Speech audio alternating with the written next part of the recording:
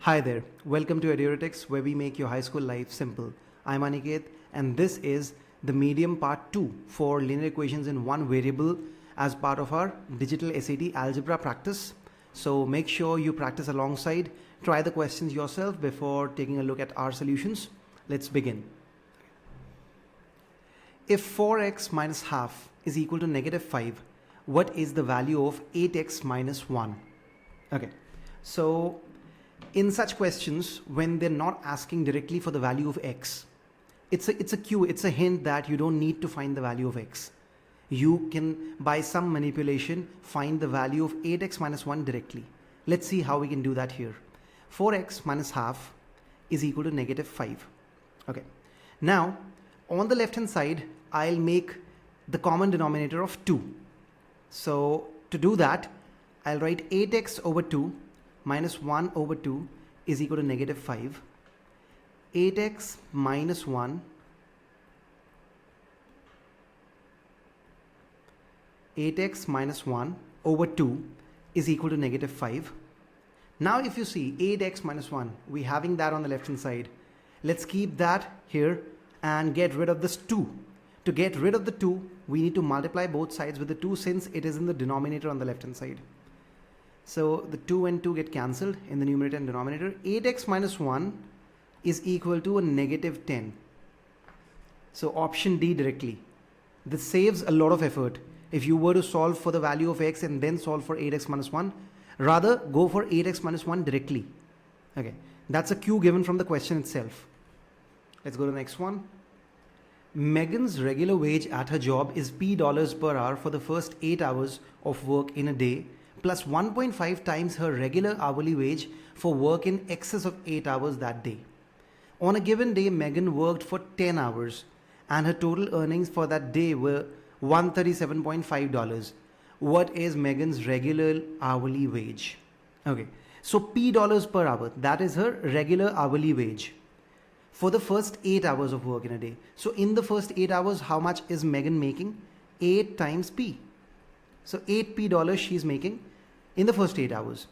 And then plus 1.5 times her regular hourly wage. So 1.5 times P per hour for any hours worked in excess of 8 hours. So if she worked for 10 hours, that means she worked for 2 hours in excess over the 8 hours, over the 8 regular hours. So for those 2 hours, she was paid 1.5 P per hour. And for the 8 hours, she was paid P. Adding both, we get $137.5. That's the total money she made. So we need to find the value of P from here, which is her regular hourly wage. Let's do that. So 1.5 times P times 2, that's a 3P, plus 8P, that's the regular one, is equal to 137.5. Now 3P plus 8P, it's an 11P is equal to 137.50. P is equal to 137.5 over 11. Let's do that. 11 times 1 is 11. 27. 11 times 2 is 22.55. 11 55. $12.50. That's her regular hourly wage that Megan makes in an hour. Okay. So that's option B, regular hourly wage. If they ask us for the overtime wage, like the wage which she's paid over and above 8 hours, that's 1.5p. That's 1.5 times 12.5, which is 15 times 5 is 75, 5 carries 7, 30 times 2 is 30, and 37, 7, 3, 21, 15, and 3, 18. 187, or sorry, 18.75. That's her overtime wage. $18.75 is her overtime wage. So option B is her regular hourly wage. Let's go for the next one. The width of a rectangular dance floor is W feet. The length of the floor is 6 feet longer than its width. Which of the following expresses the perimeter in feet of the dance floor in terms of W? Okay, it's a rectangle. Perimeter for rectangle is 2 times L plus B, basically the sum of all side lengths. So L and B, they're in pairs, so 2 times L plus B, where L is the length, B is the breadth or width. So width is given to be W, length is 6 plus W. So W plus 6 plus w times a 2, which is 2 times 2w plus 6, or 4w plus 12. That's option B, 4w plus 12. That's the perimeter. What's the area? W times 6 plus w, which is 6w plus w squared. That's option D. They've given the area also in the options. That's option D. Okay, let's go to the next one.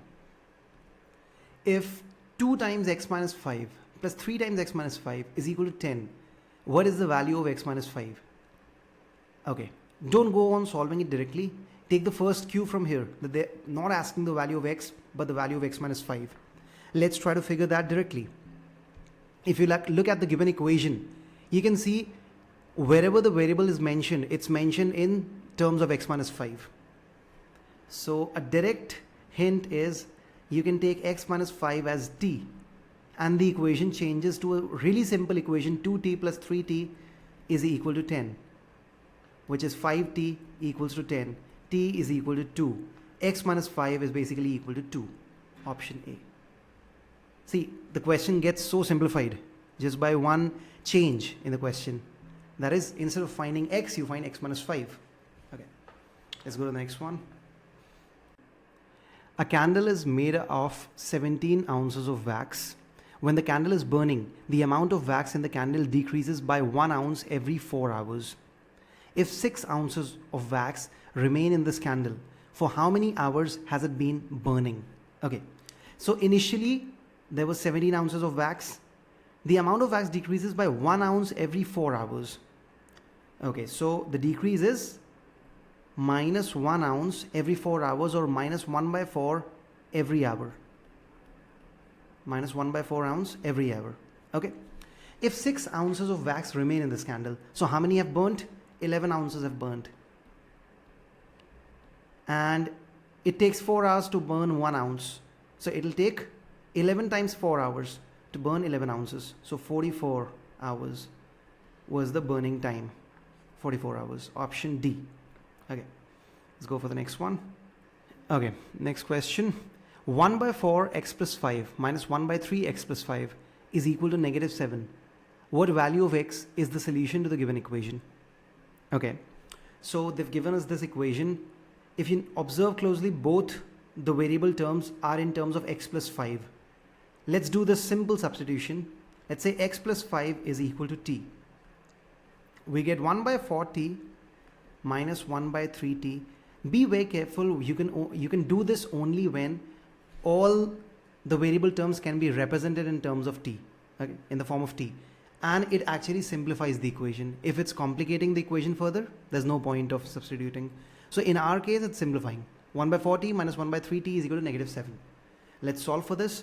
So 1 by 4 minus 1 by 3, that's negative 1 over 12, because 4 times 3 and 3 times 4. Negative 1 over 12t, negative 7. T is equal to, get rid of the negative signs first, they can be cancelled. Multiply with a 12 on both sides. 12 and 12 cancelled. T is equal to 84. Now t is 84. What is t? It's x plus 5. X plus 5 is 84. What is x? 84 minus 5, 79. That's option C, which is the correct one. Okay, so make sure you've understood the solutions that were discussed in this video. So this brings to an end the medium part 2. Next videos are going to be on the hard difficulty for linear equations in one variable. Make sure you solve them. Stay tuned. Take care. Bye-bye.